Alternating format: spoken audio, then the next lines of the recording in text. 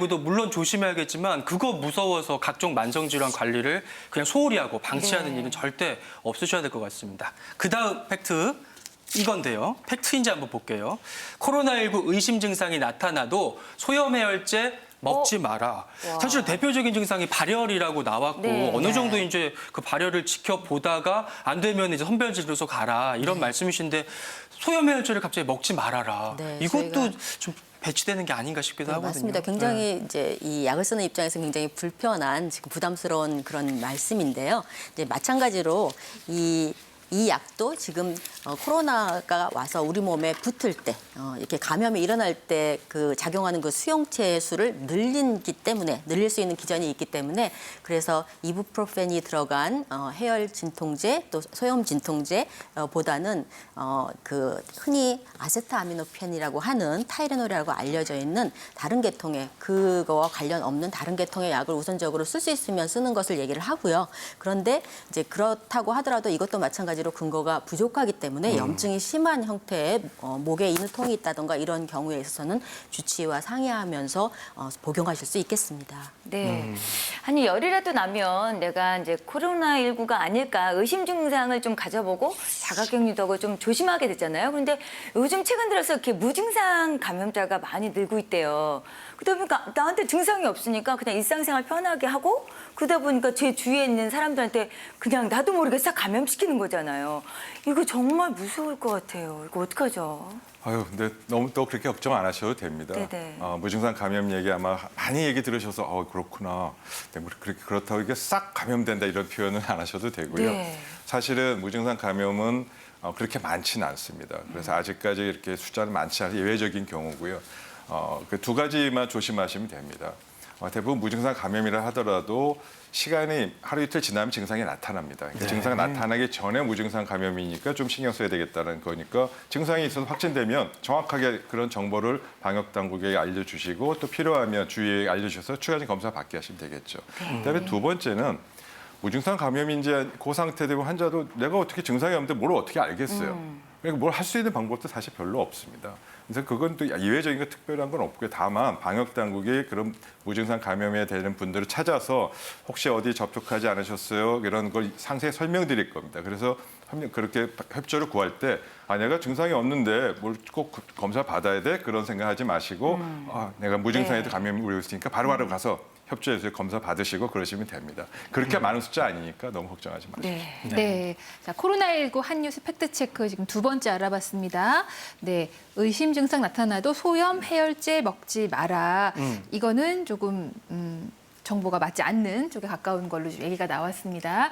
예, 교수님께서 말씀하신 대로 이제 이부프로펜 계열, 우리가 이제 부로 시작하는 세 글자짜리 해열 진통제 떠올리시면 되는데 이게 이제 코로나19에 조금 안 좋을 수 있다는 가능성이 대두됐기 때문에 조심해서 쓰자는 상황이고요. 전문의와 상의하셔야 되는 상황이고 아세트아미노펜 계열, 그러니까 타로 시작하는 네 글자짜리 해열 진통제 이쪽은 이제 아까 말씀하신 이부프로펜보다는 조금 더 안전하게 쓸 수 있는 상황이다. 네. 하지만 확실한 연구 결과 나온 건 아니다. 그렇죠. 이렇게 정리를 할게요. 가설적인 네. 내용이기 때문에 이거를 뭐 치료약이나 상비약 이상으로 좀 사재기하는 이런 문화는 좀 없어져야 될 것 같다는 생각도 들어요. 이 뉴스 때문에 지난 주말 조금 많이 사신다고 하더라고요. 이렇게 들었어요.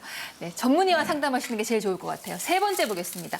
코로나19 바이러스 공기 중에도 3시간 이상 생존 가능하다. 이게 미국 연구 결과인데 코로나19 감염자가 기침이나 재채기를 하면 1시간 후에는 절반가량 공기 중에 떠 있고요. 2시간이 지나면 25%, 3시간이 지나면 12.5% 남아 있다고 하는데 겁나더라고요. 이게 뭐 공기 감염된다, 뭐 공기 중에서 에어로졸 감염 이게 막 떠오르는데 어떻습니까? 네, 맞습니다. 뭐 이 점도 너무 걱정 안 하셔도 되고요. 이 부분은 실내 공간일 때만 좀 문제입니다. 그래서 실내 공간에서 이 바이러스가 전파됐을 때 감염자가 그로 인해서 이제 뭐 2시간, 3시간까지는 좀 생존의 가능성이 있으니까 좀 보라는 얘기고요. 실외, 야외에서는 전혀 문제 안 되니까 거의 뭐 감염성은 거의 없습니다. 그래서 실적인 위험성은 없고요. 다만 실내에서 좀 아까 그 연구 결과처럼 이 확진자가 이제 장시간 거기서 상주하는 뭐 사무실이거나 이제 그런 경우는 이제 계속적으로 전파가 될 수 있겠죠. 그래서 그런 경우에 한해서는 앞으로 방역 당국이 실내 환기를 어떻게 하는 것이 좋겠는지 그리고 실내 환기를 통한 접촉자를 어떻게 정의하는 것이 좋겠는지에 대한 그런 부분들을 이제 검토하고 있고요. 그래서 이제 실내에서 마스크 많은 분이 같이 계시면 마스크 쓰라고 자꾸 권유하는 이유가 네. 그런 이유입니다. 한 시간 그 단기간에 걸쳐서는 그런 부분을 좀 지켜주시면 좋겠습니다. 네, 그러니까 탁 트인 야외보다는 사람이 밀집되어 있는 실내에서 마스크가 더 중요하다는 거 기억해 주시고요. 이 코로나19 바이러스 생존 시간과 관련해서 또 이런 실험을 한번 해봤어요. 각종 표면에 따라서 바이러스가 얼마나 살아남을 수 있는지 그 결과 한번 같이 보시도록 할게요. 표면에 좀 차이를 뒀습니다. 플라스틱에다가 뿌려놨더니 와. 3일, 3일. 스테인리스에다가 뿌려놨더니 2일, 마분지는 1일, 구리는 4시간 정도 이제 생존하는 것으로 나타났는데 정말 이 실험 결과만 놓고 본다면 우리가 쓰는 뭐 신용카드라든지 지폐라든지 각종 문고리라든지 이런 데 이렇게 오래 살아남을 수 있나 굉장히 걱정이 되거든요. 네, 맞습니다. 그러실 수 있습니다. 이제 저희도 이런 그 실험 결과가 나오기 전에는 그렇게 오래 살 수 있을 거라고 생각을 안 했거든요. 근데 예. 이제 마침 딱 이런 국립보건원에서 미국에서 결과가 나왔기 때문에 훨씬 그 이렇게 예방을 위한 수칙에 좀 더 도움이 될 것 같은데요. 실제적으로 이제 과거에 지금 이번에 얘기하는 코로나19 말고도 나머지 메르스나 사스와 관련된 것도 다 코로나 바이러스잖아요. 근데 그 중에서 이번 코로나19 같은 경우에는 사스와 같은 비슷한 좀 특성이 있어서 네. 지금 얘기하신 것처럼 공기 중에 좀 나와뒀을 때, 그러니까 바이러스가 있을 때 반이 되는데 걸리는, 그러니까 이제 바이러스가 활성이 강해도 우리가 걸리기 쉽고, 그러니까 반이 되고 줄어든다는 거 굉장히 좋은 의미겠죠. 그럴 때 걸리는 게 66시간 정도 66시간. 걸리고요. 그 택배 많이 걱정하시는데 네. 택배 이런 데에는 한 이 종이 이런 데에는 12시간 정도, 말씀하신 것처럼 플라스틱 같은 경우에는 짧게는 3일 뭐 이렇게 얘기를 해서 그 기온이나 습도나 이런 거에 따라서 조금 차이가 있기는 한데 어쨌든 이렇게 머물 수 있는 그런 시간이 있으니까, 저희한테 영향을 미칠 수 있는 시간이 있으니까 이제 이런 것들을 만진 이후에는 반드시 손을 씻는 그런 거가 필요하겠고요. 말씀하신 것처럼 다중시설에 갔을 때는 문제가 되기 쉬운데 집에서 가족들과 생활하시거나 이럴 때는 크게 문제가 없고, 그다음에 플라스틱 그 신용카드 같은 네. 그런 거에 이제 오래 있기 때문에 그런 것들을 혹시 다른 사람이랑 교환했을 때는 내 손도 씻지만 그런 것들의 표면도 알코올 스펀지로 조금 씻어주시면 훨씬 더 이 전염될 수 있는 그런 가능성을 줄일 수 있으시겠죠. 네, 그래서 제가 이렇게 짜잔 준비했습니다. 저희 집은 사실은요, 70 넘으신 저희 시어머니도 계시고 10대가 4명 있습니다. 아유, 대가족이잖아요.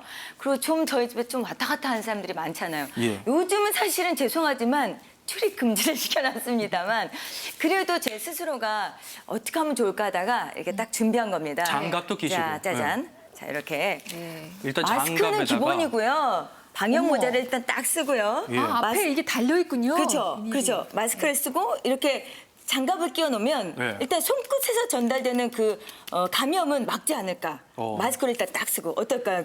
교수님들 검증받으러 나왔습니다. 일단은 많이 가려지긴 한 것 같은데 어떨까요, 굉장히 교수님? 네. 완벽하게 저렇게 준비를 하셔도 모든 사람들이 저런 걸 따르기는 조금 어려울 것 같긴 한데요. 이제 말씀하신 것처럼 그 이렇게 바로 오는 그런 비말 감염 이런 것들은 상대적으로 많이 줄일 수 있을 것 같은데, 이제 조심할 거는 저런 것들을 벗는 순간, 그다음에 장갑을 벗는 순간 노출될 수 있는 가능성이 있거든요. 지금 가장 문제가 되는 게 이제 이 도구를 벗을 때 모두 마스크를 쓰고 있고 이제 조심을 하고 있는데 네. 벗을 때 문제라서 벗기 전에 손 씻고 또 벗고 나서 손 씻고 좀 어떻게 보면은 조금 너무 강박적이지 않을까 싶긴 한데 네. 이제 이 어차피 저렇게 강력하게 노력을 하시는 정도라면 그거 뿐만 아니라 이제 손 씻기가 더 중요하니까요. 결과적으로 이제 막고자 하는 거가 이 지금 말씀하시는 거고, 사회적 거리두기도 바이러스가 나한테 오지 않게 하는 거지만 네. 궁극적으로 바로 오염되는 순간은 손에서 붙어거든요. 네. 그러니까는 그 벗고 쓰고 하는 순간에 이제 손 씻기와 관련된 거를 잘 지키시면 굉장히 잘 하시는 거인 것 같습니다. 그러니까 지금은 좀 과하다 싶을